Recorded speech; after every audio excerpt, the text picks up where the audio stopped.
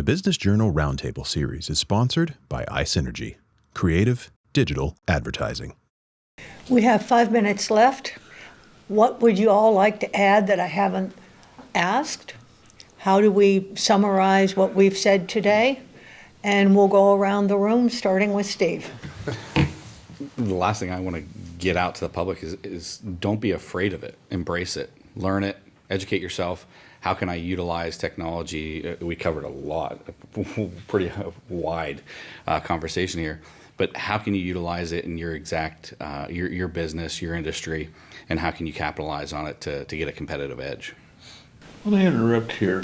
To what extent do people, you sound Rumsfeldian here, how many people don't know what they don't know?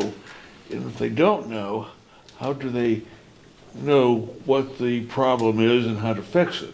Or they should try to fix it? I would say it's mindset, and either you surround yourself with yes people that challenge you and don't bring new ideas, or you surround yourself with people that challenge you on a constant basis and are bringing new ideas to you. I think it's the way you lead from a business standpoint. Leadership, I think it's the way you lead and the type of leadership that you employ. Do you want to, I always say the Steve Jobs quote, I hire smart people and have them tell me what to do. If I'm the smartest person in a room in an internal meeting, I hired the wrong staff. So I think it's mindset.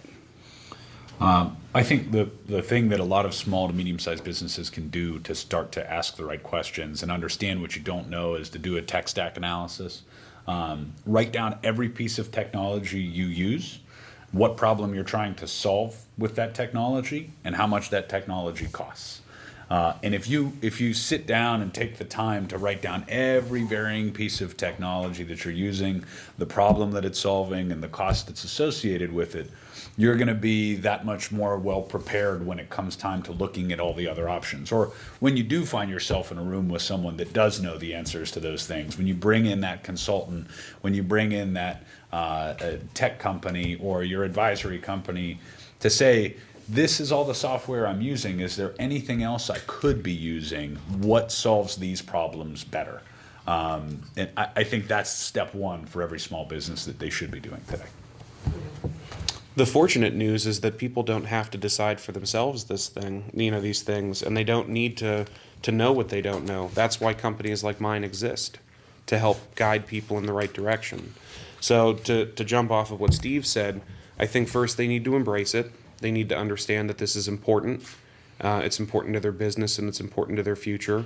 And then they need to get the right people on board and really leverage those people to help them.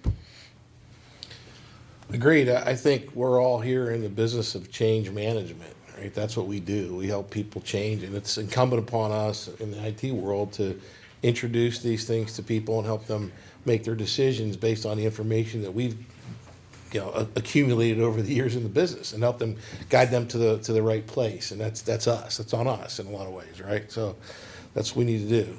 That's my opinion of it anyway. No, I agree. Technology and this stuff is not going away ever. So, you might as well embrace it and find yourself a trusted advisor to, if you don't understand it, find somebody to trust, and they will advise you and get you where you need to be. That's what we specialize in. So, that's pretty much it.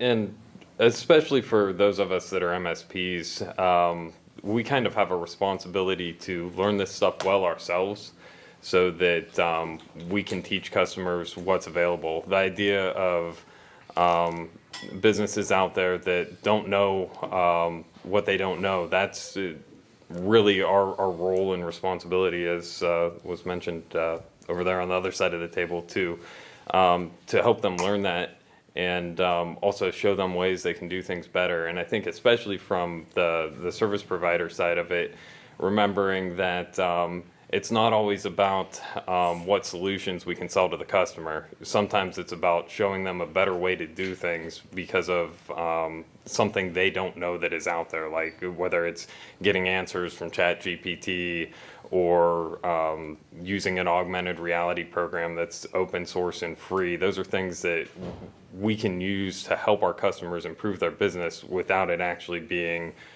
necessarily a solution that we're selling them. And sometimes that's just as important as their IT infrastructure or or various solutions that we may be proposing.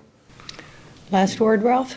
I think in the next 5 years, you're going to see AI become so pervasive and ubiquitous that a lot of the problems that you're thinking of, Dennis, will be automatically solved by the AI actually saying to the person, you don't know this, but you need Excel for what you want to do.